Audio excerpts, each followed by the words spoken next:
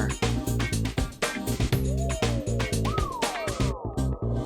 Widesight TV.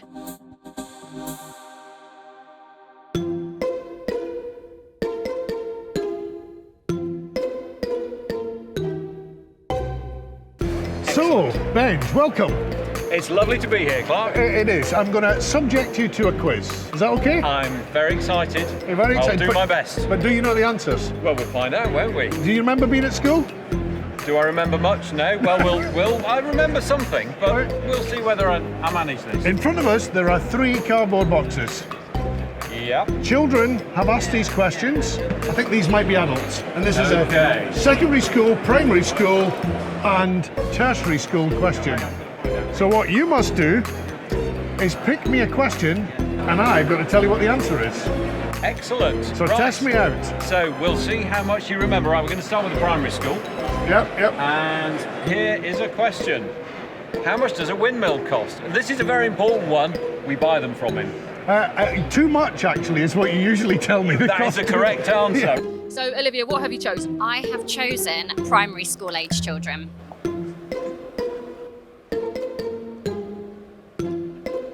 Your question. How long do windmills last?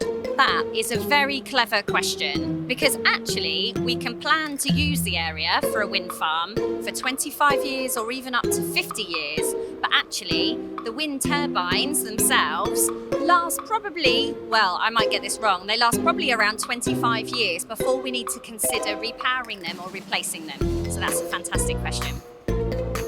And I've chosen primary. The question is, where do they plug them in? Interesting topic. So what you have is you have a system of, let's talk about floating offshore wind and how they're actually connected to the grid. So what you have is you have multiple cables that go from each of the individual floating units onto what's called an offshore substation. And at that offshore substation where all the cables join together, there's maybe 20, 30, 40, 100, they all come into one single point, and then the huge cable is then run onshore and then plugged into a big power station onshore, and that's how they're plugged in. So you're going to go for primary. Okay, how long do windmills last? Depends how you treat them, but I'd say about 25 years, but you can probably get more out of them than that as well.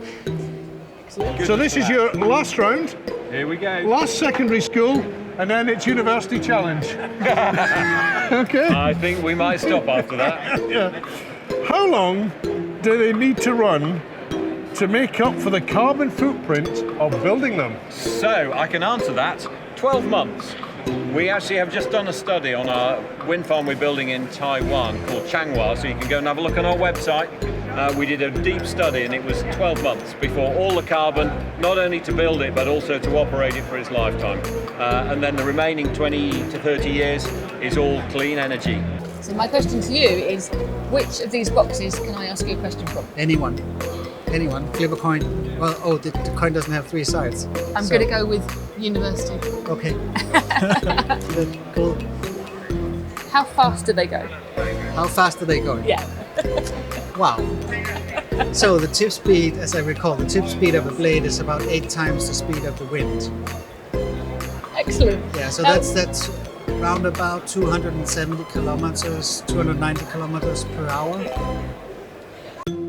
So I've picked a secondary question, and the question is, how are they fixed? Well, that's a pretty wide topic, eh? So let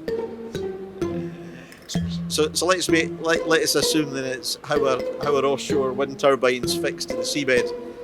So either they sit on top of large steel jackets which have tubes driven down into the seabed, platforms put on top of those piles, and they cement in round about them. It goes rock solid, and that holds it in place for the next 30 odd years. So that's one of the ways. For floating wind, then anchors or piles will be put down in the seabed. There'll be chains or cables will connect up to that floating device, and that'll stop it from floating away. Okay, let's try a university one. How fast do they go? It depends on the wind speed, so geographical constraints will play a big part in that. I'm going to give a sensible answer. And the very final question, is wind energy the most sustainable and effective source of energy? So, I think we have to be honest and say that wind energy, you get wind everywhere in the world, that's good, but you also get sun in places. So whilst wind is a great source of energy and it's a natural source of energy and it'll be around forever, we've also got the sun. The most important thing is it's cheap and it's good for the climate change. So I would support wind any day. Fantastic. 2 peas in a pod. Fully agreed. Well, thank you very much. Thank you. It was a pleasure to meet you. I think you won. Yeah. The customer is always right. That was so much fun.